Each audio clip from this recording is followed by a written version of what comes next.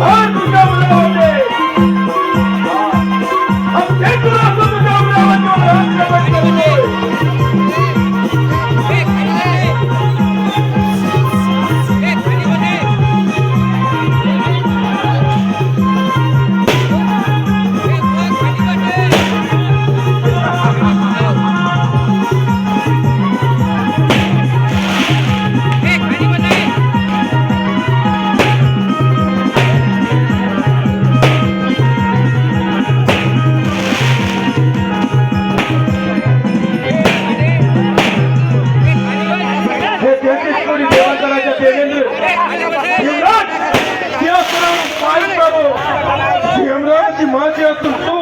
माझ्या चरणाचा दास आहेस. अतिथी देवो भव. दैत्यराज, तू माझ्या अमरावतीमध्ये अतिथीप्रमाणे आला आहेस, त्यामुळे तुझे आदरातिथ्य करणे हे माझे प्रथम कर्तव्य. परंतु एक गोष्ट सदैव ध्यानात ठेव दैत्यराज, हे अमरावती मिळवणे एवढं साधारण सोपं नव्हे. एक सहस्राश्वमेध यज्ञ पूर्ण करून हा देवराज या इंद्रपदावरती विराजमान झाला आहे. माझी तुला विनंती आहे, माझ्या अमरावतीमधून माघारी जा. देवेंद्र, सिंधुरासूर तुझ्या अमरावतीमध्ये आला, तो माघारी जाण्यासाठी नव्हे, तुझ्या खात्यावर तुझ्या सुवर्ण सिंहासनावर सत्ता प्रस्थापित करण्यासाठी. सावधान दैत्यराज, ज्या मनसुब्याने तू माझ्या अमरावतीमध्ये आला आहेस, तो मनसुबा हा देवराज इंद्र कधीच पूर्ण होऊ देणार नाही. एवढं सामर्थ्य तुझ्या तपोबलामध्ये असेल तर मग या रणांगणामध्ये होऊन जाऊ दे रणसंग्राम. वेळ कशाला देवेंद्र? आजच्या युद्धाची समरभूमी अमरावती. आक्रमण.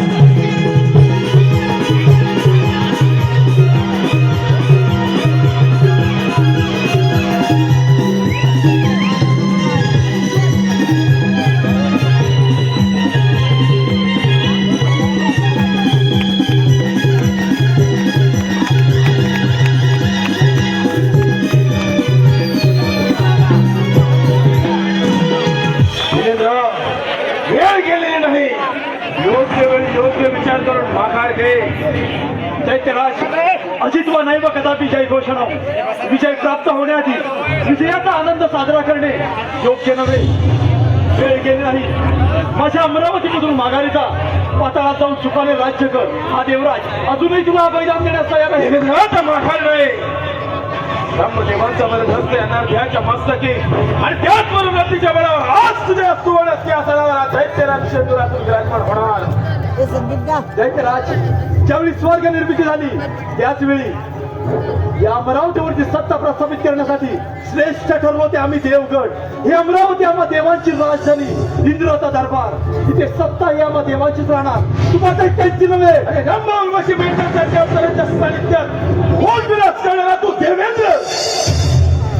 देवेंद्रा, हेच तुझं श्रेष्ठत्व, हेच तुझं देवत्व.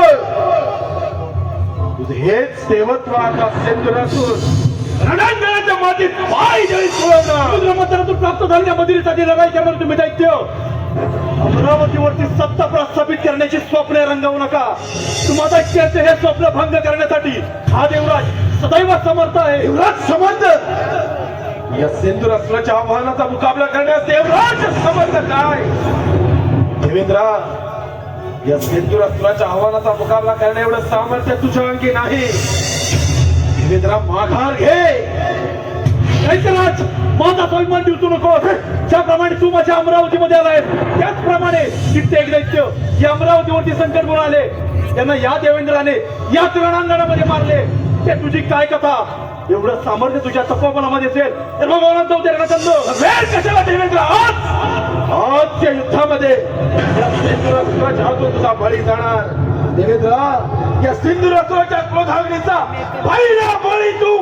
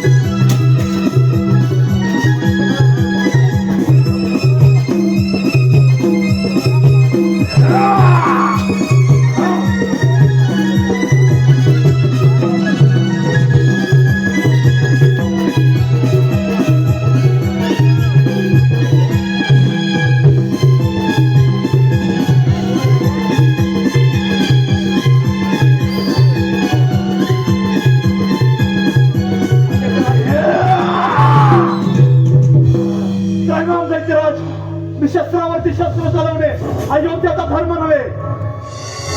शरण आले देखील मरण नाही. देवेंद्रा, क्षत्रिय धर्म हा सेंधूला सुरीत सांगतो. काय तर म्हणे अमरावतीचा राजा देवेंद्र सेंधुरासुराच्या चरणाचा दास झाला.